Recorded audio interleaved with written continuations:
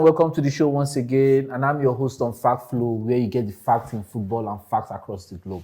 And I'm here with my good friend once again, the king of stats, Dr. David. Welcome to the show. Thank you. Well, everybody's shouting about the most exciting thing that happened across everybody's weekend in the world of football: Manchester City versus Arsenal. Did you watch the match?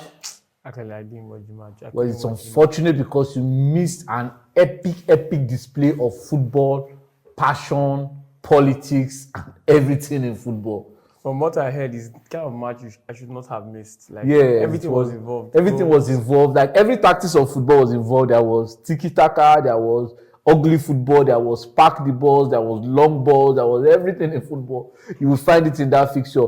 And then, for the first time, that Man City could actually not rub off themselves on Arsenal like they used to be. This young Arsenal team is becoming very matured in football. They are getting dirty, they are getting down, they are getting rough, they are kicking players, they are accepting being kicked about and still getting on with football. They are also growing as a team, because I remember, I think about 3 seasons ago, Arsenal versus Man City versus Arsenal, it was 5-0. And in that match, Granit Xhaka got a red card.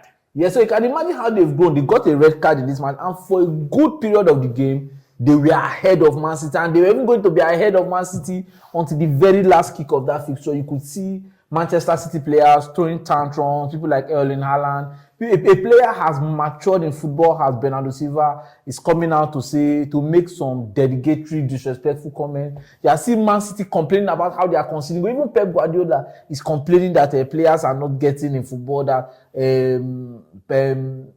Kyle Walker was not allowed to get in position. This is a new side of Man City that we don't usually see. Man City gets beat almost at least once a season. They get beat, but you hardly see them complain. They always chalk it up as part of the game. But to have gotten to that level with Arsenal, there is a lot more to say about the new Arsenal team. Actually, another thing is I like this new rivalry that we are seeing in the Premier League. I mean, it's been a while from the days of Sir Alex versus Wenger, or Wenger versus Mourinho versus Sir Alex. We've not really had that. I mean, there was Klopp versus Pep, but it was mainly more of like a friendship, more of a tactical battle. But now we are seeing every sort of a battle. Like you're seeing the tacticals, you are seeing the ugly side. So that's the good thing. At least these people, they don't like each other. Watch Liverpool versus Man City after the match.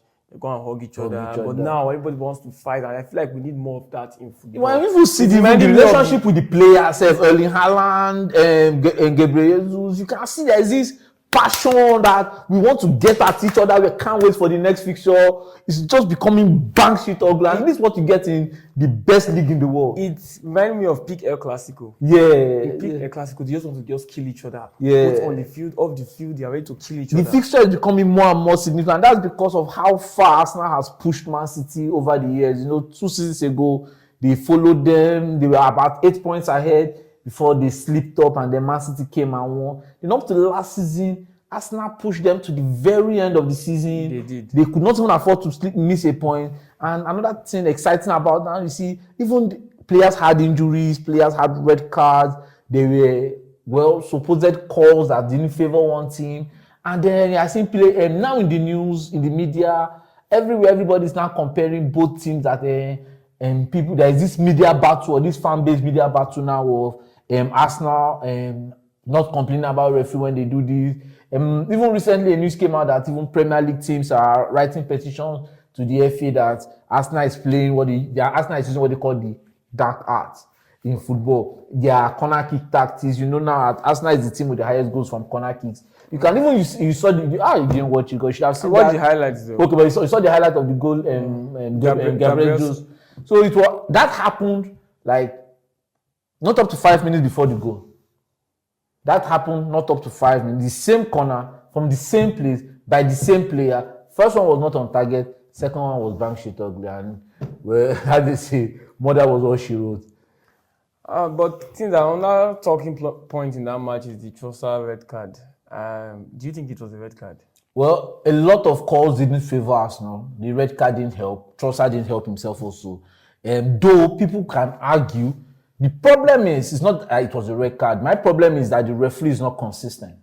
And then the referee makes one decision, changes the decision in another circle of play, and then tries to make excuses for why, in the same game, Doku deserved the yellow card for kicking the ball away also.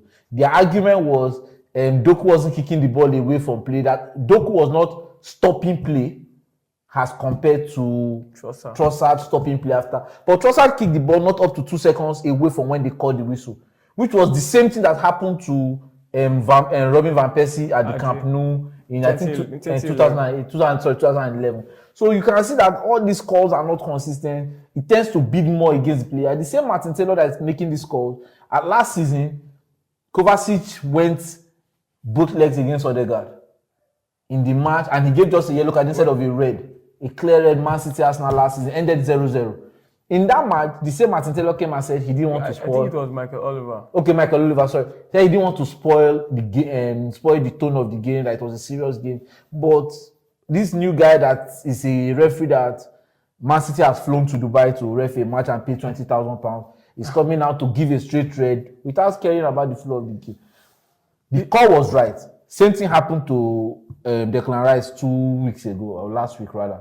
What am I saying? 2 weeks ago. When we played, Brighton? Yeah, so something happened to Martin Odegaard. Trossard should have learned. I think it's no excuse on Trossard's part. No, I think that in games like this, the referee should read the room. I mean, it's a big fixture. This kind of feature you want, at least you want each team, or rather, you want both teams to have 11 players. I mean, like, it's kind of offense that I don't mind the red card, because if the red card wasn't given, it would be a point to argue if Arsenal had won that game. That the red card wasn't given, that Trossard should have been sent, especially if he had assisted another goal or actually contributed to their defeat. It had been a point for them to argue that he should have gotten a red card, he shouldn't have gotten a red card. The red card was given. Man City has nothing to complain. I agree it was harsh. Trossard should have learned.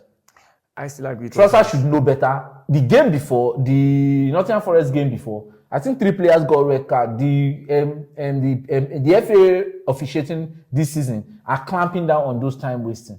Even Martin Skelly was given a yellow card on the bench because, according to them, he went to encourage David Raya to waste time. It's good enough that for no reason they even included Martin Skelly into the game. If you want to give him another red card, go ahead and give him another red card. I'll still stand on the hill that was a harsh red card. I mean, in a game like that is a game that everybody has been waiting for. You can't just, in fact, it sounded like he just wanted to make the attention, he wanted to just take all the attention of the game and put it on himself. That was a very harsh red card, in my opinion. I know I'm not Arsenal's biggest fan. I mean, I don't really support them, but I know that if wherever credit is due, just give credit. And Arsenal have been playing well over the last 2 seasons. And I agree with you. In this particular situation, giving a red card was harsh. I mean, there's discretion and there's room for you to use your own discretion. Giving a red card was very harsh. I agree with your official. Because if it was my own player, I would be very pissed. I understand, but we have to agree that even currently in the Premier, this is the best league in the world, and everything about the biggest game needs to be talked about. They need to do things week in, week out to keep people talking. The controversy is part of it. Like people say, no publicity is bad publicity.